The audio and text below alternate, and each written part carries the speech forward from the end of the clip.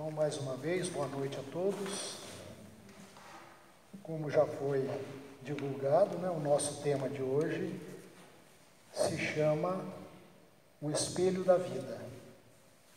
Esse tema, ele está aqui neste livro, Pensamento e Vida, do Espírito Emmanuel, através da psicografia do Chico Xavier. Mas também nós nos baseamos no livro do professor Boberg, Seja Feita a Sua Vontade. E ele vai falar da mente, do nosso pensamento, que é muito importante. Nós, pelos estudos que nós fazemos, o Espiritismo nos coloca claramente que existem dois elementos fundamentais no universo, não é? Que é o elemento espiritual, o princípio inteligente, e também o princípio material.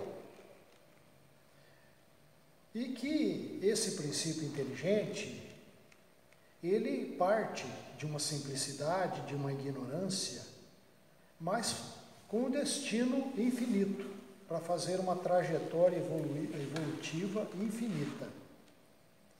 E também, por outro lado, pelo nosso lado físico, material, os estudos da ciência, da antropologia, também mostram a evolução da consciência humana através dos milhares e milhares de anos. A gente tem inclusive falado, inclusive na nossa última reflexão nós falamos isso, quando nós éramos ainda espíritos em início da caminhada evolutiva, quando nós ainda, a nossa consciência ainda estava em estado embrionário, vamos dizer assim. Nós ainda tínhamos uma consciência bastante pequena, bastante atrasada ainda por conta dessa ignorância, dessa falta de experiência. Então esse princípio inteligente, que no princípio é um princípio, e que ele faz estágios evolutivos nos reinos inferiores da natureza, isso o Espiritismo nos deixa bem claro isso, que esse princípio inteligente, ele vai, ao longo dos milhões de anos, ele vai fazendo estágios nos reinos inferiores da natureza, no estágio do mineral, no estágio do mineral, depois vem o vegetal, depois o estágio animal, até que ele começa a despertar, a sair daquele instinto animal e passar já a desenvolver o raciocínio claro, o raciocínio lógico, começa de uma maneira insípida a desenvolver o livre-arbítrio, a escolha, a reflexão. Então é uma caminhada muito longa, árdua, não é? Então essa consciência nossa, a gente vendo a história da humanidade, a gente vê que lá nos tempos das cavernas ainda, há milhões de anos atrás, os seres humanos estavam apenas desabrochando para o entendimento das coisas. E nós, espíritas, entendemos o seguinte, que esse princípio inteligente, que todos nós já temos hoje, já numa fase mais evoluída, nós podemos interpretar isso como uma presença divina em nós, a presença de Deus em nós. Aquilo que nós temos hoje bastante, discutindo bastante isso, estudando bastante, aquilo que se chama o Cristo cósmico, a presença divina na nossa intimidade, ou aquilo que Jesus nos disse, que o reino de Deus está dentro de nós, como uma semente para ser trabalhada, para germinar e ser cultivada, Ou uma pérola escondida que muitas vezes nós ainda não descobrimos a nós próprios, o autodescobrimento. Descobrimos que temos dentro de nós essa potencialidade para vir a ser, para ser trabalhada, Então, nós entendemos que essa imanência, da presença divina em nós, que todos nós chamamos do Cristo cósmico que está presente em nós, mas que é passível de ser trabalhado para ser para se evoluir, para crescer.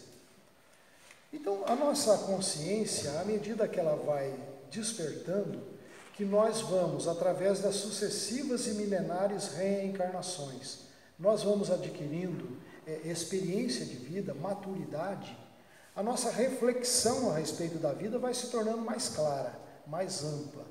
Não é? Nós vamos enxergando a vida de uma maneira mais completa. Inclusive, nós vamos vendo objetivos maiores à nossa frente. Porque é muito comum ainda, enquanto não desenvolvemos essa consciência, espíritos ainda encarnados na Terra não têm ainda essa consciência de continuidade da vida, de espiritualidade maior. Muitos seres humanos ainda encarnados ainda têm uma visão muito pequena, muito retrógrada da vida, não é? Muito tacanha, vamos dizer assim, achando que a nossa vida é esse curto período em que nós habitamos o corpo físico. E dessa maneira, de uma forma assim muito vaga, as religiões colocaram para nós que nós temos uma alma. Não é? Isso ficou incrustado nas nossas consciências, que nós temos uma alma. Então, o que o ser humano ainda que não está espiritualizado? O ser humano ainda entende que ele é um corpo físico, não é? Que tem uma vida que nasceu lá no seu nascimento físico, né, e que depois termina com a morte. E isso seria a vida. Nós estamos vivos. Né, e que, eventualmente, nós temos uma alma. E que essa alma aí, dependendo da crença religiosa de cada um, da formação, da cultura de cada um tira a sua ilação, a sua compreensão do que vai acontecer com essa alma para depois da morte. Isso ficou estabelecido em nossas mentes. Então, essa dualidade, a gente acha que é um corpo e que tem uma alma. A alma seria outra coisa. Então, a gente aprende com o Espiritismo que é inverso, a situação é inversa. Não é? Que nós somos o Espírito. Esse princípio inteligente que vem fazendo essa caminhada milenar, somos o eu pensante, o eu que reflete, o eu que está desenvolvendo consciência, a consciência de si próprio. Esse é o espírito que pré-existe, que existe agora neste corpo, que continuará existindo em próximas reencarnações, em próximas experiências. Esse é o espírito que, eventualmente e continuadamente, ocupa corpos, como neste momento. Nós estamos aqui no corpo, nós não somos o corpo, a gente sempre repete isso, porque é fundamental isso. Nós que estudamos a doutrina espírita, nós temos que ter isto bem estabelecido, claramente nas nossas consciências. Definitivamente, nós não somos o corpo, nós somos consciência. Aquilo que nós chamamos de espírito, é a consciência de si próprio. Então, nós estamos aqui, mais uma vez, ocupando um novo corpo. Porque ocupamos milhares de corpos no passado. Certamente, ocuparemos novos corpos no futuro. Desta forma, nós entendemos a evolução humana. Não é? O desenvolvimento da consciência. Estudando os livros que temos aí, tem uma coisa que se chama causação descendente. Então, é um escalonamento. Em primeiro lugar está o eu, consciente de si próprio. No eu está contido toda a bagagem de conquistas do espírito ao longo desses milênios. Nós trazemos em nossas próprias consciências as experiências vividas, não é? E também ali estão ainda as nossas dificuldades, os nossos vícios, os nossos erros, para serem corrigidos, com a possibilidade de ser corrigido. Então, essa nossa consciência, ela, ao refletir sobre a vida, o reflexo da vida é a nossa mente, o pensamento. Nós pensamos, todo ser humano pensa, né? Todos nós pensamos. E pensamos, cada um tem o seu pensamento e olha as coisas, os acontecimentos da vida, o relacionamento humano, e tudo que acontece na nossa vida, a gente faz um julgamento daquilo de acordo com os nossos parâmetros, de acordo com as nossas aquisições, não é? Com o nosso grau evolutivo de aprendizado, a gente faz os julgamentos e reflete a respeito daquilo que nós vemos, não é? E para isso, enquanto encarnados, nós usamos o cérebro. Então essa consciência cria, mentaliza, reflete através do cérebro físico, fisiológico, né? Que é uma ferramenta de evolução também do espírito. E enquanto estamos encarnados, então nós nos relacionamos uns com os outros, nós compartilhamos, nós refletimos, trocamos experiências, não é? E aprendemos uns com os outros. Essa é a caminhada evolutiva. E o que é bastante importante nós entendermos, assim como nós aprendemos com a ciência que o nosso cérebro físico, ele evoluiu através dos milênios, não é? A nossa caixa craniana, ela também se ampliou com o passar dos milênios. Então nós podemos modificar a nossa vida sempre para melhor. Porque o nosso cérebro, ele é maleável, vamos dizer assim, não é? Ele tem aquilo que se chama de neuroplasticidade. Nós criamos novas camadas no neocórtex, que nós chamamos. Então, nós sempre podemos aprender algo mais. Nós sempre temos que ter a iniciativa, e como bem coloca o professor Boberg aqui no livro Seja Feita a Sua Vontade, ele coloca muito a questão da vontade. Que a vontade é a mola propulsora do nosso progresso, não é? Quando Jesus recomendava, né, no Evangelho, vá, ressuscite os mortos, pregue o Evangelho, ressuscite os mortos, isso é uma simbologia, não é?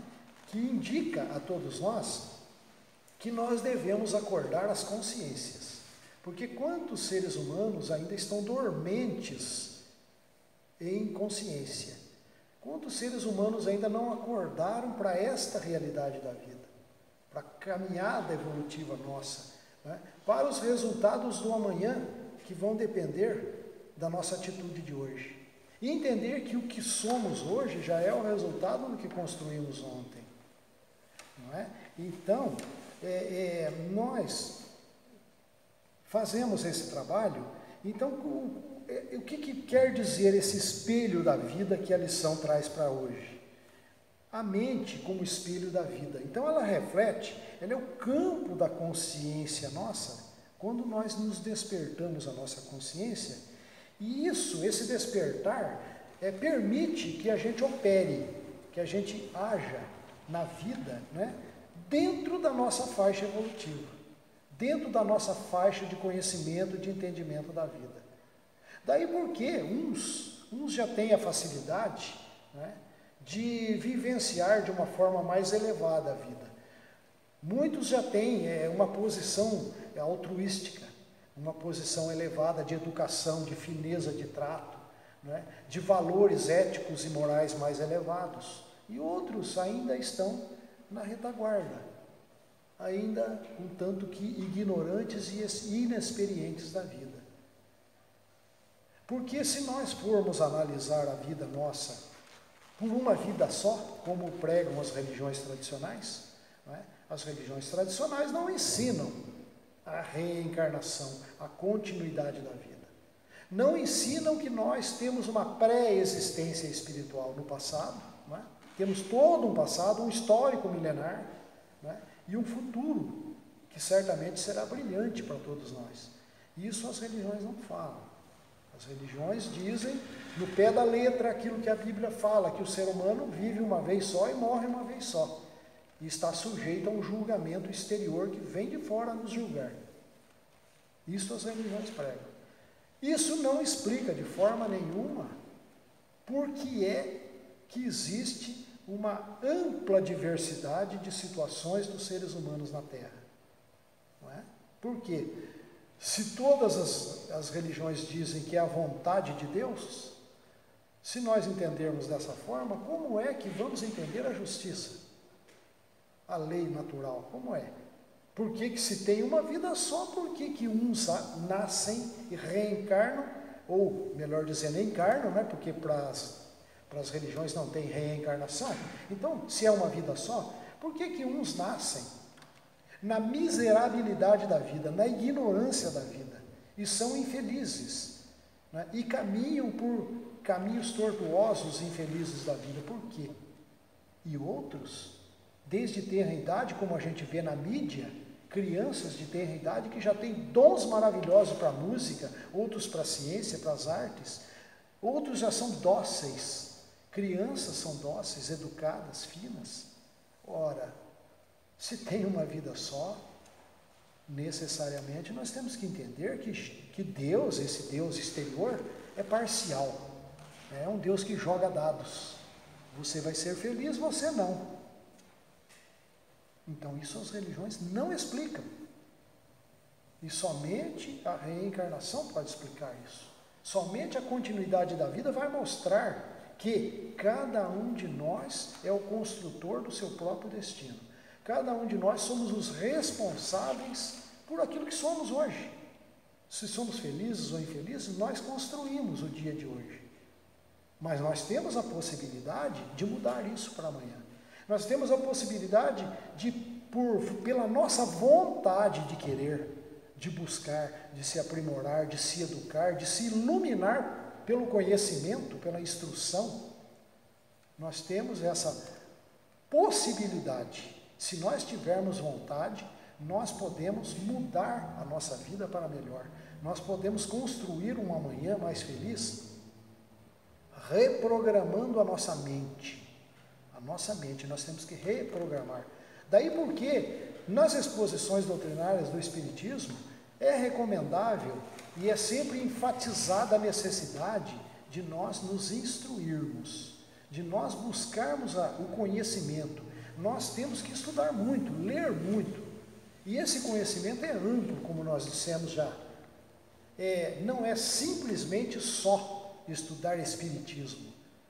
Mas o Espiritismo nos dá uma base para que a gente abra um leque de possibilidades. Nós temos que nos interessar por conhecimentos científicos, né? Tudo aquilo que a ciência nos traz de conhecimentos novos, nós temos que agregar isso ao nosso conhecimento para que a nossa mente se abra, para que ela se amplie e para que a nossa reflexão mental ela seja muito ampla, muito maior.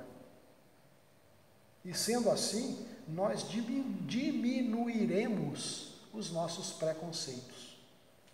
Porque é muito comum, na nossa ignorância, nós fazermos julgamentos apressados, precipitados, né? Que é o chamado preconceito. E a gente acha que é dono da verdade, quando a verdade ela é muito relativa, né?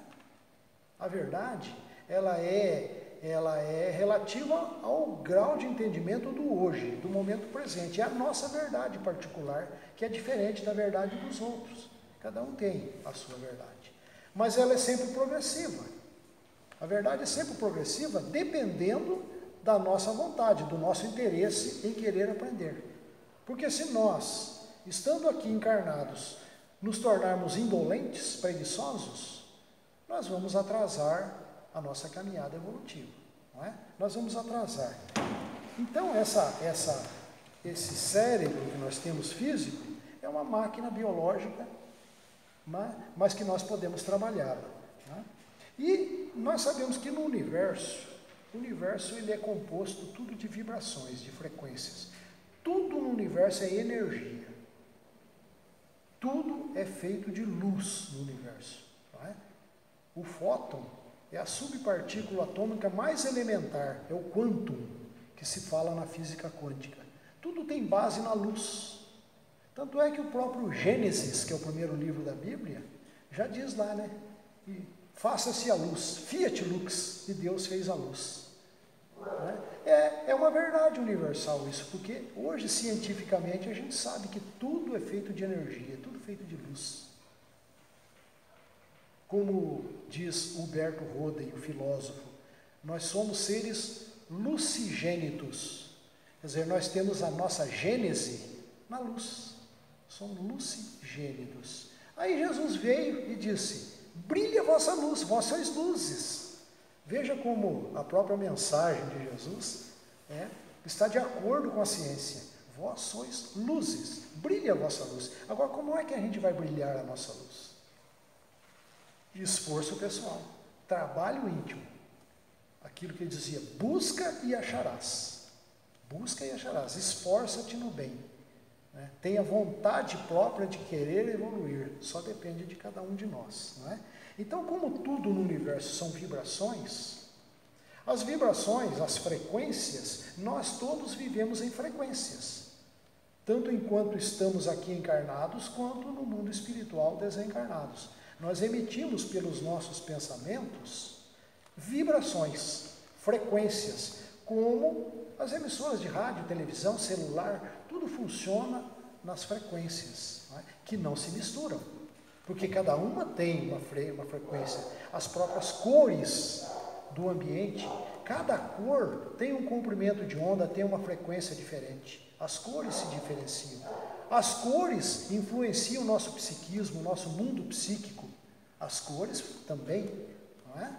Tudo isso são frequências. Então, se nós queremos um mundo de paz, de harmonia, nós temos que elevar as nossas frequências.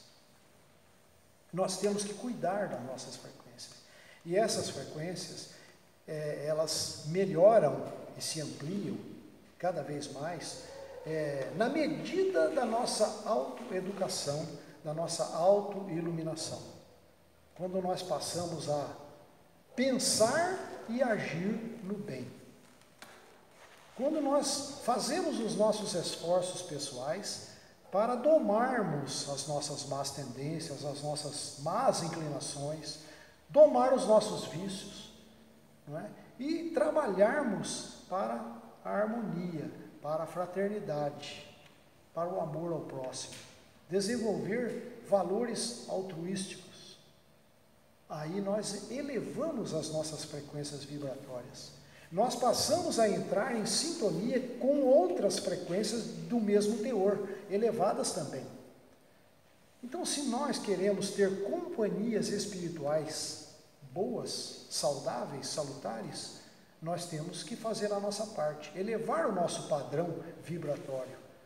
Porque é muito comum, nos dias turbulentos em que nós estamos vivendo a humanidade atual, né? Nesses dias turbulentos, é muito comum a gente entrar na faixa vibratória daquilo que está acontecendo. Né? Comentários, discussões, desarmonias de todo tipo. Né? E às vezes a gente se deixa levar por isso e entra nessa onda de frequência e a gente acaba virando, né, companhia. E agregamos a nós essas companhias deletérias que nos fazem mal. Então, se a gente quer viver uma vida mais saudável, nós temos que cuidar da nossa mente, né? Porque a mente é o espelho da vida, como diz aqui. Então, nós temos que elevar o nosso padrão de mente, de pensamento, para enxergar as coisas de um horizonte mais alto, mais elevado. Desenvolver em nós um olhar mais positivo, mais otimista da vida. É muito comum a gente se deixar levar pelo pessimismo. Não é? A gente se deixa levar pelo pessimismo, nós baixamos as nossas vibrações e aí a gente entra nessa onda, não é? E nós nos tornamos pessimistas diante da vida. E nós temos que programar a nossa vida, nós temos que pensar no bem para que o bem seja construído. Não é? Então, existe a influência recíproca. Nós nos influenciamos uns aos outros. Influenciamos o próximo e somos influenciados pelo próximo. Aí entra a nossa responsabilidade diante da vida. Se queremos um mundo melhor, cabe a nós contribuirmos para esse mundo melhor, elevando o nosso padrão vibratório, melhorando a nossa reflexão a respeito da vida, melhorando a nossa mente, os nossos pensamentos. Daí a gente sempre diz aqui, pode até se tornar repetitivo, mas assim como nós alimentamos o nosso corpo físico com os alimentos, que precisamos para alimentar o corpo, principalmente nós temos que alimentar a nossa mente. E a alimentação da mente é conhecimento, é cultura, é aprendizado. Ocupar a nossa mente com coisas elevadas, com coisas positivas, com coisas otimistas, para que a gente possa, então, melhorar. Não é? Aí, então, nós passaremos a ser um agente de melhoria, porque nós emitiremos ondas, vibrações boas, elevadas. A gente sabe, né? Todos nós sabemos que no contato com os nossos semelhantes, cada um de nós aqui sabe, particularmente, que muitas vezes nós temos antipatias gratuitas por algumas pessoas que a gente não, parece que não dá liga, a gente não tem frequência.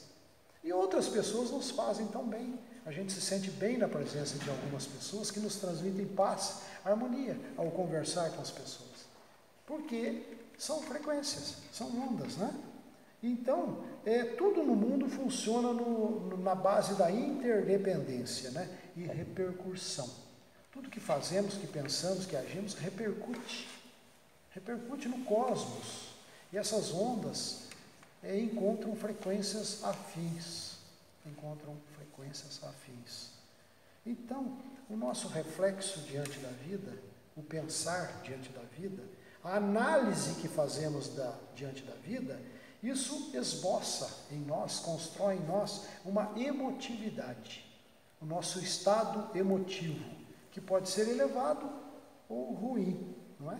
Nós podemos. E essa emotividade, ela plasma uma ideia, constrói uma ideia, e essa ideia é que vai determinar a nossa atitude, a nossa palavra.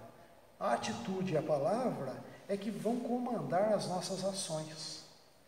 Veja que existe a causação descendente que nós falamos, um escalonamento. Tem origem na nossa consciência, né? Depois vem para a nossa mente que reflete, que pensa, que analisa, né? Isso se transporta para o nosso cérebro, para a nossa palavra, para a nossa atitude. Isso é que comanda a nossa vida, comanda as nossas ações, o nosso relacionamento na vida. Por isso que nós temos que nos alimentarmos com alimento construtivo, o alimento do Espírito. Daí, quando a gente vai lá estudar os Evangelhos, né, muita gente lê e sabe de cor e salteado o que está escrito lá no Evangelho, mas às vezes não tira uma conclusão profunda. Porque muitas das coisas que estão escritas lá no Evangelho são simbologias que a gente tem que ter a capacidade de tirar de lá de dentro a ilação. A ideia fundamental, espiritual. Então, quando Jesus dizia assim, não amontoeis tesouros na terra, onde as traças corroem, os ladrões roubam, mas amontoai tesouros no céu.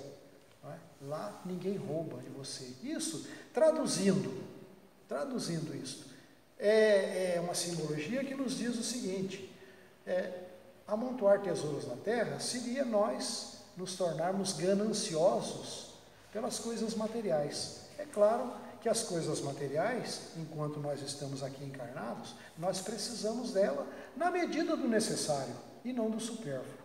Na medida do necessário. O próprio corpo físico nosso é uma dádiva da lei natural do universo. É um laboratório de experiências onde nós fazemos as nossas experiências espirituais. O nosso corpo físico vamos dizer assim, a evolução da consciência humana, ela se faz numa via de mão dupla. Então, esse princípio inteligente, essa consciência, ela faz uso da matéria, que é o corpo físico, não é? Como laboratório de experiências para nós agirmos na vida. Não é? E, ao mesmo tempo, nós, o espírito, faz com que esse corpo físico também evolua, progrida. Veja nosso cérebro, quanto que ele evoluiu nesses milênios. Agora, amontoar tesouros no céu é uma simbologia que diz o seguinte, você amontoar riquezas do conhecimento e dos valores elevados dentro da sua consciência. E nós adquirimos isso através daquilo que a gente já disse, né? Da vontade do querer, de buscar, de se aprimorar, de se instruir, como dizia já o Espírito de verdade, né? Espíritas, instruí-vos. Amai-vos em primeiro lugar, mas instruí-vos, que é o segundo mandamento. Busque a instrução, que o Espiritismo nos cobra muito isso. Não é? Nós não podemos ser, enquanto encarnados, seres passivos. Nós temos que ser co-criadores com o universo. A nossa missão aqui, segundo os Espíritos nos ensinaram, no livro dos Espíritos, que o objetivo da encarnação é essa. É o aprimoramento do espírito e, ao mesmo tempo, tomar partido, dar a sua coparticipação na construção de um mundo melhor. Nós nos referimos a Deus como Criador. É muito comum a gente se referir a Deus como Criador. E nós como criaturas. Só que nós temos que entender que somos criaturas que devemos ser criaturas criativas e não criaturas estacionárias. Deus, como diz os estudos, os ensinamentos e as igrejas, todas dizem a mesma coisa, que Deus nos criou. Mas nós temos que, por nossa vez, sermos criaturas criativas. Nós temos que criar por nós também, para que a gente desenvolva o nosso intelecto, a nossa consciência de mundo. Dessa forma, nós estaremos participando da criação de um mundo melhor. Se nós vermos os grandes nomes, os grandes espíritos, que nós chamamos de avatares, que passaram pela Terra, desde a mais alta antiguidade, todos eles deram a sua contribuição e deram a sua alavanca para impulsionar o progresso da humanidade. Foram espíritos que estiveram à frente do seu tempo e que trouxeram a sua colaboração para a melhoria da humanidade. Todos eles fizeram isso, despretensiosamente, mas pela felicidade de compartilhar. Todo espírito que se eleva, ele se sente feliz em compartilhar, em ajudar. Então, a nossa missão é essa. Nós temos que ter instrução, cultura, para a gente construir valores éticos, morais e intelectuais, para que nós possamos dar continuidade a esse processo evolutivo, para que a gente não estacione. Nós somos responsáveis, a gente sempre repete isso aqui, nós somos responsáveis pelo aceleramento do processo evolutivo, pela força da vontade, pelo querer, ou nós podemos estacionar à beira do caminho e retardar o nosso processo por indolência, por não despertamento da consciência. Então, a proposta maior da filosofia espírita é essa, é nos dar essa ferramenta, esse entendimento, que tome as nossas próprias iniciativas, para que nós construamos o nosso mundo melhor amanhã. Depende do nosso hoje.